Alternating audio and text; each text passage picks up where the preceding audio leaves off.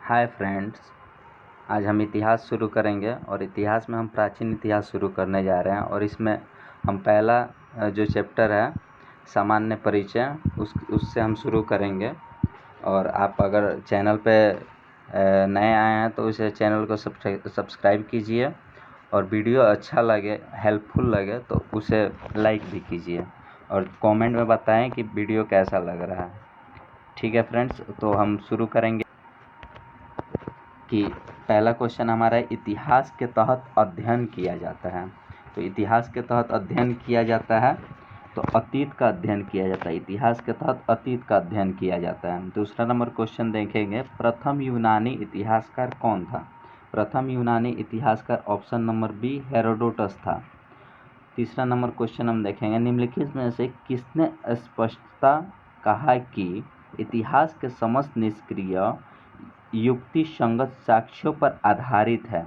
तो ये कथन किसका है? तो ये कथन हम देखेंगे थ्यूसिडाइडिस का ये कथन है। ऑप्शन नंबर बी हो जाएगा हमारा। अगला क्वेश्चन हम देखेंगे, क्वेश्चन नंबर 4, द हिस्ट्री के रचनाकार का क्या नाम है? क्वेश्चन नंबर 4, द हिस्ट्री के रचनाकार का नाम है option number A Herodotus.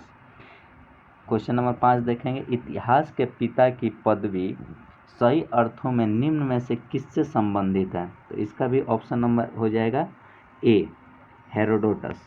Question number 6 देखेंगे, इतिहास अपने को दोहराता है, यह कथन किसका है? तो ये कथन है हीगेल का।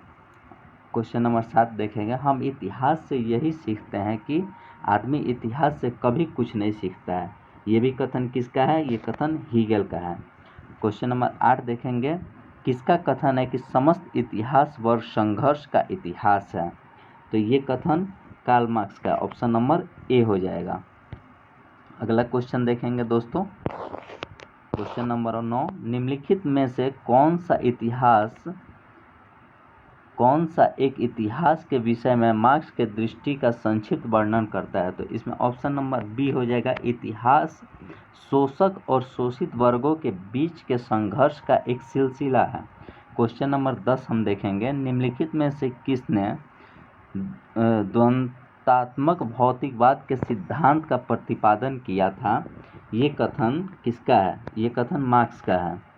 अगला देखें, कार्ल मार्क्स ने वर्ग संघर्ष की प्रतिक्रिया को निम्नलिखित में से किस सिद्धांत की मदद से समझाया था? तो ये द्वंद्वात्मक भौतिकवाद के मदद से समझाया था। इतिहास विगत की राजनीति है, यह किसका कथन है? इतिहास विगत की राजनीति है, ये कथन सीले का है। अगला हम देखेंगे क्वेश्चन नंबर 13। हाँ, इसमें जो सूची 1 है, सूची 1 को सूची 2 से मिलाना। सूची 1 में है जो लेखक है और इतिहास की परिभाषा, विभिन्न लेखक जो हैं इतिहास की परिभाषा दिए हुए हैं। तो इसमें जो लेखक है ओक्साट ने आपको कौन सी इतिहास की परिभाषा दी है कि सच यह है कि इतिहास में अतीत वर्तमान के साथ बदल जाता है। इसका सुमेलित 3 के साथ होगा। उसके बाद से ट्रेवलियन ने कहा है कि इतिहास का महत्व वैज्ञानिक नहीं है। इतिहास का महत्व वैज्ञानिक नहीं है। उसके बाद कहा है कॉलिंगवुड ने कहा है संपूर्ण इतिहास विचारों का इतिहास है। संपूर्ण इतिहास विचारों का इतिहास है। उसके बाद ब्यूरी ने कहा कि इतिहास स्वतः मात्र एक विज्ञान है, इससे कम नहीं और इससे ज़्यादा भी नहीं। अगला क्वेश्चन हम देखेंगे कि किस इतिहास दर्शन शास्त्र ने कहा था कि समस्त इतिहास समकालीन इतिहास है? ये कथन किसका है? बेनेडिक्टो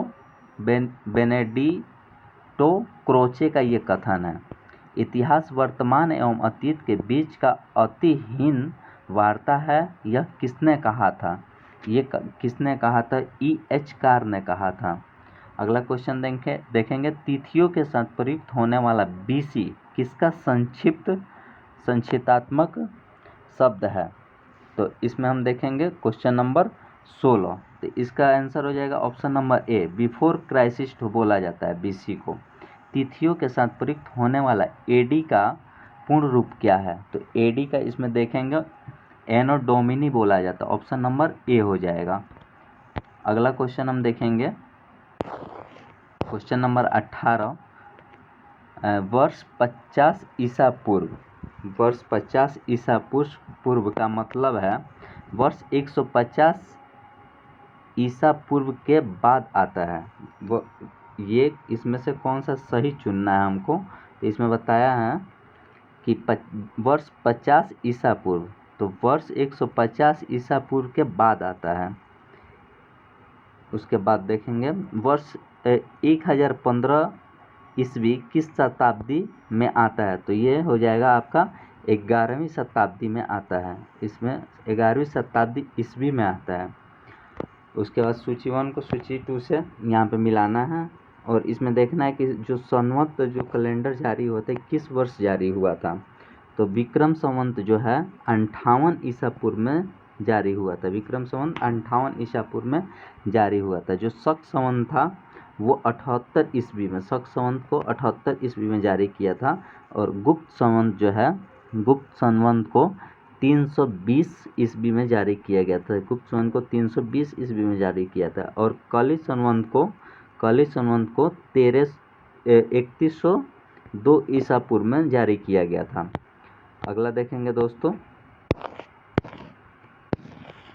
क्वेश्चन नंबर 21, विक्रम संवत प्रारंभ हुआ था। विक्रम संवत प्रारंभ हुआ था, तो ये विक्रम संवत जो है 58 ईसा पूर्व में प्रारंभ हुआ था।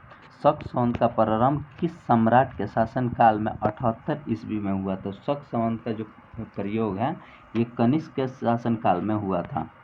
भारत का राष्ट्रीय पंचांग किस संवत पर आधारित है? तो हमारा भारत का जो राष्ट्रीय पंचांग है ये शक संवत पर आधारित है। गुप्त संवत को प्रारंभ करने का श्रेय किसे दिया जाता है? जो गुप्त संवत है उसे प्रारंभ करने का श्रेय किसे दिया जाता है? तो इसमें ऑप्शन नंबर आपका ए हो जाएगा, चंद्रगुप्त प्रथम को दिया जाता है। चंद्रगुप्त प्रथम ने गुप्त संवत का प्रारंभ किस उपलक्ष्य में किया था? ये अपने राज्यारोहण के स्मारक के रूप में किए थे। आगे देखेंगे अगला क्वेश्चन हम, क्वेश्चन नंबर 26, निम्न कथनों पर विचार कीजिए तथा नीचे दिए गए कूट से सही उत्तर को चुनिए। तो इसमें देखना है हमको कौन कौन सा जो ऑप्शन है वो सही है हमारा, ठीक है। तो पहला बोल रहा है विक्रम संवत 58 ईसा पूर्व में प्रारंभ हुआ था, बिल्कुल सही है। शक संवत 78 से आरंभ हुआ था, 78 ईस्वी से, ये भी सही है। गुप्त संवत जो है 313 से आरंभ हुआ था, ये भी हमारा सही है। और अगला देखेंगे भारत में मुसलमान शासक का युग सन 1192 ईस्वी से शुरुआत हुआ था, ये कथन हमारा गलत है। 27 नंबर क्वेश्चन देखें, हर्षवर्धन ने 606 ईस्वी में हर्ष संवत की स्थापना किस उपलक्ष्य में की थी? अपने राज्यारोहण के उपलक्ष्य में किया था। निम्नलिखित में से कौन सा संवत है जो कलचुरियों द्वारा प्रयुक्त किया जाने वाला कारण कलचुरी संवत भी कहलाता है? तो ये त्रिकूट संवत कहा जाता है, इसको त्रिकूट संवत कहा जाता है। अगला क्वेश्चन हम देखेंगे, क्वेश्चन नंबर 29, चालुक्य विक्रम संवत का प्रचलन किसने किया था? चालुक्य विक्रम संवत का प्रचलन किसने किया था? तो विक्रमादित्य 6 ने किया था, विक्रमादित्य 6 ने किया था। निम्नलिखित में से किसे एक नए संवत चलाने का यश प्राप्त हुआ है? निम्नलिखित में से किसे एक नए संवत चलाने का यश प्राप्त हुआ है? तो इसका ऑप्शन नंबर डी हो जाएगा, लक्ष्मण सेन। निम्नलिखित में से कौन सा वर्ष दिसंबर 2009 में शक संवत का वर्ष होगा? इसमें से कौन सा वर्ष शक संवत का वर्ष होगा? तो इसका हो जाएगा 1931, option number A. Vikram Samvat 2070 को ईस्वी संवत में रूपांतरित करने पर होगा, ईस्वी संवत में रूपांतरित करने पर होगा, तो इसमें 2013 हो जाएगा, ऑप्शन नंबर डी हो जाएगा।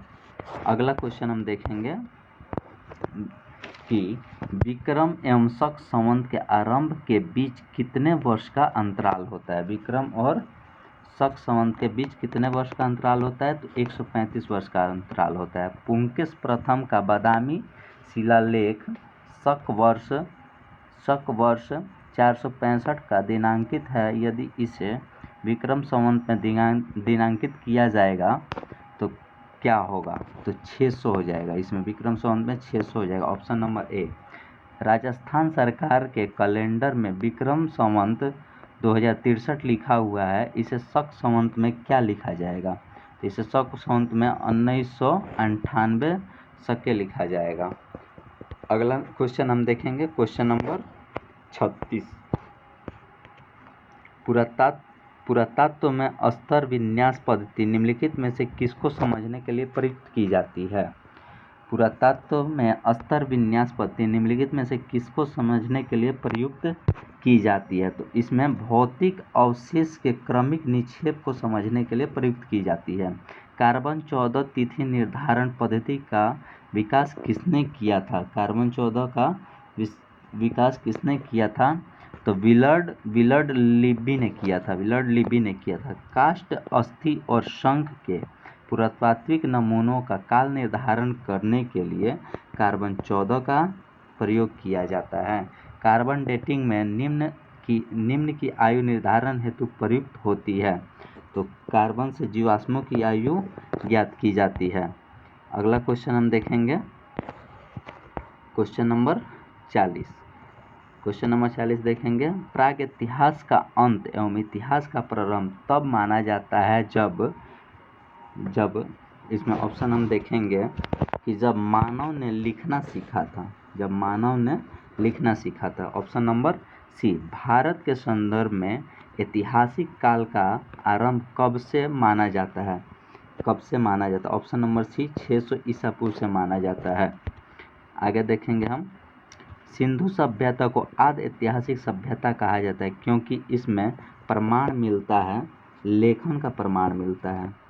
अगला क्वेश्चन देखेंगे, शक संवत पर आधारित राष्ट्रीय पंचांग का फर्स्ट क्षेत्र ग्रेगोरियन कैलेंडर की निम्नलिखित में से किस तिथियों में से है? तो ये 22 मार्च को अथवा 21 मार्च को, 22 या 21 मार्च को ऑप्शन नंबर ए हो जाएगा हमारा।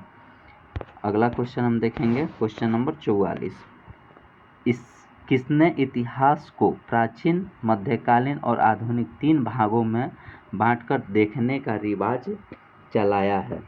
तो ये रिवाज ऑप्शन नंबर डी हो जाएगा, सेलेरियस ने चलाया था। निम्नलिखित में से किसने गुप्त संवत के आरंभ के निर्धारण के संबंध में महत्वपूर्ण सूचना दी है? तो इसमें गुप्त संवत के बारे में अलबरूनी ने बताया है। तो दोस्तों, ये अपना एक चैप्टर हो गया है और आप चैनल पर नए हैं तो चैनल को सब्सक्राइब करेंगे और वीडियो जो अच्छा लगेगा तो उसे लाइक भी करेंगे और जो इसमें कमी होगा उसको भी आप बताएंगे। धन्यवाद।